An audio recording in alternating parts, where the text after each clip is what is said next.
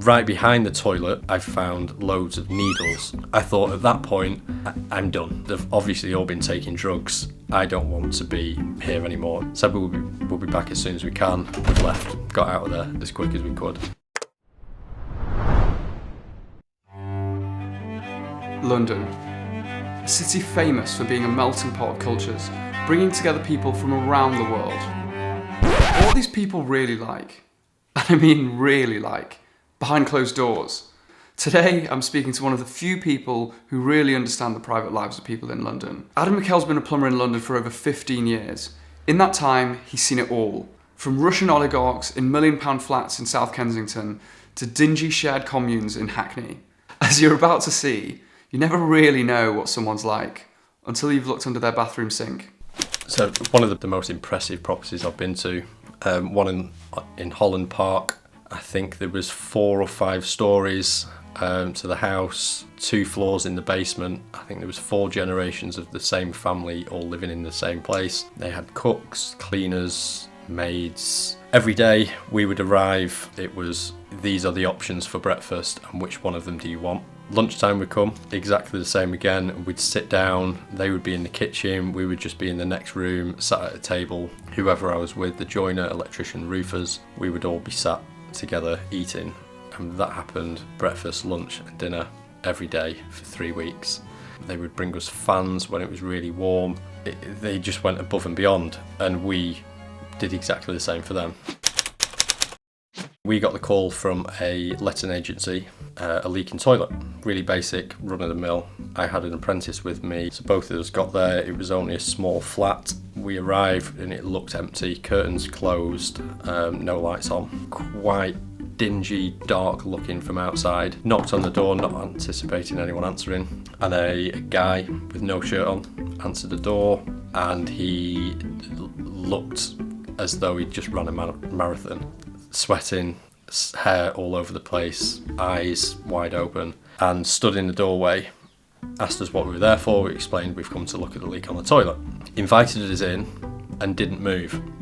So then we'd had to squeeze our way through with our tool bag between him and the door. Squeezed through into the hallway, we were greeted by another one of his friends, colleagues, similar situation, really sweaty, shirt off. What time of the year was this? Was it a hot day? Probably closer to Christmas than it was to summer. We had no idea what had been happening. As we were walking down the little dark corridor, we looked into the front room and there was 6 or 7 other guys, similar age, all dark, dingy room, lights off, all surrounding a little coffee table. We only got a quick glimpse of this as we were walking past, and I just assumed they'd obviously been partying and they were just having afters. Still going from the night before. Yeah, and so we went straight into the bathroom. He showed us where the leak was, him and his friend, me and the apprentice. So 4 of us in this bathroom, and the bathroom is less than 2.5 metres by 3 metres, quite a small bathroom. I'm trying to fight my way in to get to the toilet. The guy is still stood over the toilet. He's just being really erratic. Everything is being done at 100 mile an hour, and he just didn't seem normal. As I'm looking underneath the toilet, he said, "Oh, would you like a drink?" I thought, out of all the places I would say yes, this is one I'm going to politely decline. I said, no, I'm fine, thank you. I'll just get stuck into the toilet. He then said, oh, we've got Fanta, we've got orange juice, we've got cordial, I can drop a bomb of whiz in it for you if you like. I thought, no, thank you. It's 10 o'clock on a Tuesday morning, I'm fine. They've then left. I've continued looking for the leak under the back of the toilet. Right behind the toilet, where the soil pipe goes, I've found loads of needles that have been put in the back of the toilet, like the lead pipe, and snapped off. I thought at that point, I'm done.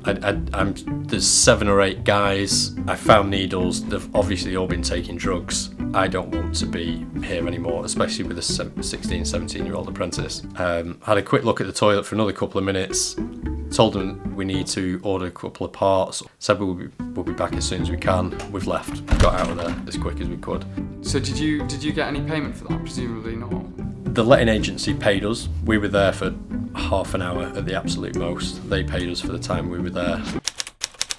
Probably the strangest place I've ever been is a mortuary. That was a bit of an eye-opener. We assumed it was either an old mortuary or one that had been renovated. We got there and realised that it was an active mortuary. Active meaning that it still got bodies in it? Exactly that. Where we were working was in the main dressing room where they would dress people who came in so they didn't look as bad for when family members or doctors would come. Behind us directly was 6 fridges with sliding trolleys, all with bodies on. Little whiteboards next to the opening door with the names, ages of each person that was inside, which was just a really, really strange feeling, knowing that you are within 6 feet of 6 dead people with the names and ages next to them, which just made it a little bit more real. We were there for 4 days, I think, so we weren't just in and out, and then every day there was more people turning up. Some of the bodies would go out and they would go and get dressed, and the room directly behind where all the fridges were was where all the coffins were, and there must have been 15-20 coffins of all different shapes, sizes, styles, just all sat up against the wall next to each other. They would get pulled out of whichever one has been selected or ordered, and the body would get dressed and put into the coffin ready for the funeral, which, seeing all that behind the scenes, was just wild. It was just a really strange experience, one that I'm not keen to rush into again.